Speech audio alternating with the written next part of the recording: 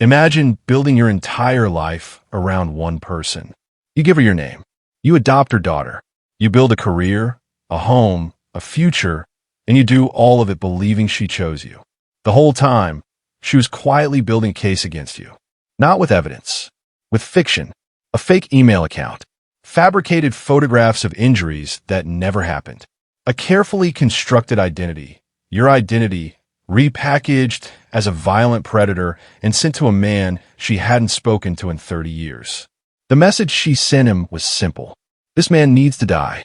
On a quiet October morning in 2019, 49-year-old James William Faith Jr., known to everyone who loved him as Jamie, was shot 7 times while walking his dog with his wife beside him outside their home in Euless, Texas.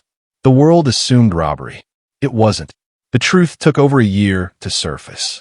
And when it did, investigators described the woman behind it using one word: puppet master. Subscribe to Beyond the Evidence right now, because this case is one of the most disturbing examples of premeditated domestic manipulation ever prosecuted in American true crime history. And you need to hear every layer of it. Jaime Faith was born on May 11th, 1971 in Madison, Wisconsin. He grew up in the small village of Mukwonago, where he built the kind of friendships that last decades, the kind people write about in eulogies. He attended the University of Wisconsin-Whitewater, earning a degree in management and computer systems. He was not loud. He was not showy. He was the kind of man people remembered for consistency, for showing up exactly when they needed him, every time without being asked. His friends Teresa and Ross Jensen would later tell investigators something that cuts through everything. Jamie was the reason they ever met. He introduced them. Years later they married. Ross said plainly, they would not have found each other without Jamie. That was who he was, a man quietly rearranging other people's lives for the better while insisting his own would stay simple. For most of his adult life, Jamie kept that promise to himself. He was a committed bachelor. He told friends, half joking and half serious, that he would never marry and would never have children. Then, around 2005, he went on a blind date. Her name was Jennifer. And according to everyone who watched them together in those early months, something immediate happened between them. Same rhythm, same humor, same interests. Friends used the phrase 2 peas in a pod. Jennifer had a young daughter named Amber from a previous marriage. She was around 8 years old when Jamie entered the picture. The man who swore he would never be a father quietly became one, showing up to dance recitals, building routines, choosing a child who was not biologically his as someone worth staying for. Jamie and Jennifer married in Las Vegas in 2012. When Amber turned 18, Jamie made it legal. He adopted her. Not a gesture, a declaration. By every visible measurement, the life Jamie had built looked like the one he never planned but somehow deserved.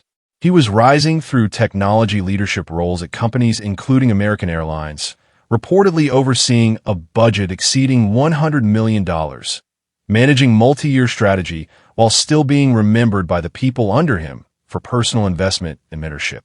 Trusted with 9 figures of corporate responsibility, remembered above everything else for kindness.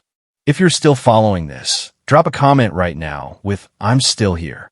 Because what Jennifer was doing behind that life while Jamie was building it is about to completely reframe everything you just read. Investigators would later piece together what Jennifer had been constructing in the years before that October morning. She had located a man from her past, someone she had not had meaningful contact with in 3 decades. She began communicating with him through fabricated email accounts, sending him photographs that depicted injuries, bruises, marks, evidence of violence. None of it had happened. The photographs were staged or manipulated. The emails were designed to tell one story: that Jaime Faith was a dangerous man, an abuser, a predator, a threat that would not stop unless someone made it stop. She was not venting to an old friend. She was recruiting a killer. The man she contacted, Marcus Borgard-Bodden, traveled to Texas with a loaded weapon. On the morning of October 9th, 2019, he approached Jamie and Jennifer as they walked their dog near their home. He opened fire. Jamie was shot 7 times. He died at the scene. Jennifer was standing beside him. She survived without a scratch. This is the moment the investigation really begins, and it is where Beyond the Evidence goes deeper than any surface-level coverage of this case. Subscribe now, so you never miss what we uncover. For over a year, the case looked like a random street crime. A robbery. An opportunistic attack on a couple in the wrong place at the wrong time. Then investigators started pulling threads. The fake email accounts traced back to devices connected to Jennifer. The photographs of injuries had metadata that did not align with the dates she claimed they were taken. Phone records placed her in contact with Bawden in ways that a random victim of violence could not explain. Jaime Faith was arrested and charged with solicitation of capital murder. Bawden was arrested separately. Both were charged. Both faced prosecution.